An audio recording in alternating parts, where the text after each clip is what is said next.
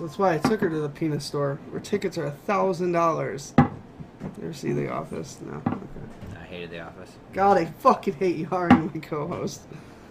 You gotta talk more, stupid. Oh, we're doing the test? Oh, I didn't know that.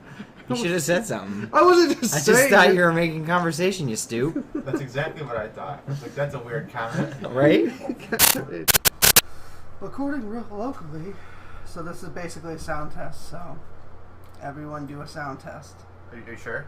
Yes. Are we Golf clapping? clap. Fucking hate this. That's a new segment. Golf clap just randomly. We have to golf clap. Tom talk. Neil Lynch. Okay. Sucks dick. Okay. All right. Twice. I see. Recording has started. So this is a test. This is a test. Just the good old boys. That's right. All by ourselves. That's all the other ones are gone. We've trimmed down the roster. Quite a bit. Quite a bit. The visual's fine. We just the mic. Yeah, well, whatever. We can sound however we want. That's right. Tom, you're still a dick. Yeah, and your penis is still small. And hairy. Oh God.